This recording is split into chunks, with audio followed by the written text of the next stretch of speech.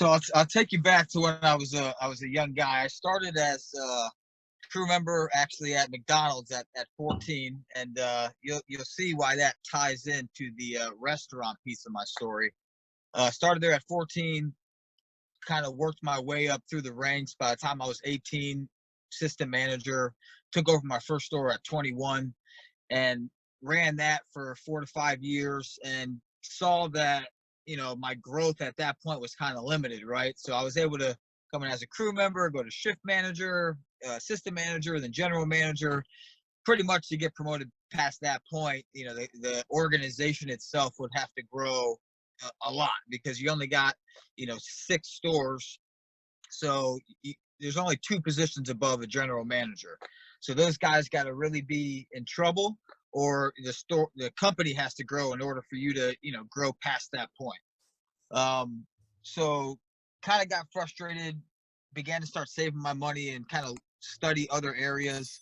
So didn't really mean to get into fix and flips, but my first house happened to be a total remodel, and it needed every piece of drywall came out. It needed everything inside, and You mean that was my it should dad. have probably been burned down, but you didn't know better at the time, so you fixed it.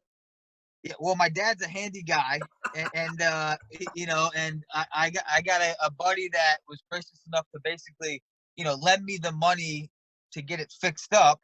And then he told me when I was done, I would refinance it, pay him back. This was a new world to me, man. I barely knew what a drill was, but I was really fascinated by real estate for some reason.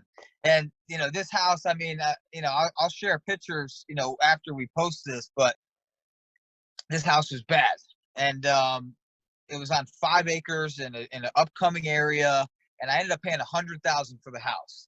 So I put about 55,000 back into the house, got it refinanced, and it ended up appraising at 280,000. Wow. And I had no idea.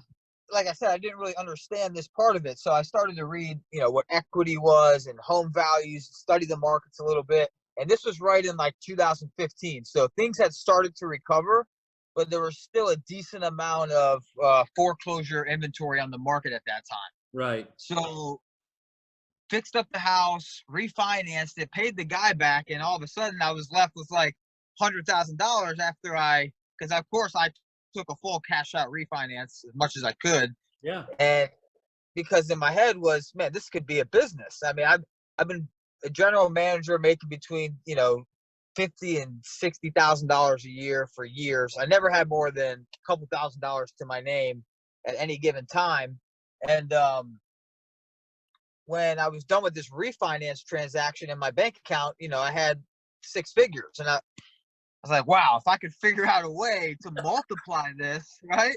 Right. I love McDonald's, but I'm out of here. So bought my first house for, it was a fire damage house. So the good thing about what I tell people, the best part about my story is that the house that I learned on needed everything.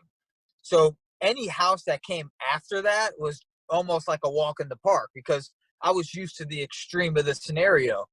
Now, I don't recommend that for everybody, but if you can get into a more difficult scenario in the beginning, things almost get easier as you go, because you already kind of learned from, the difficult ones. So Yeah. bought a small 2-bedroom, 1 bath. Go ahead.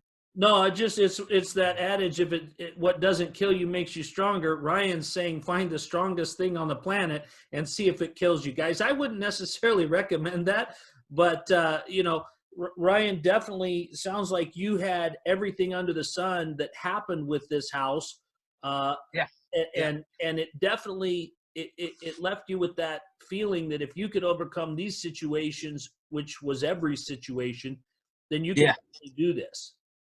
For sure. Yeah. And like I said, it was a lot of hard work. I mean, Yeah. getting off of work at 5, working till midnight, waking up at 5. I mean, for months, and Yeah. it's just constantly pushing through. But the end result was worth it. So for me, it was really a blessing to be able to go through that.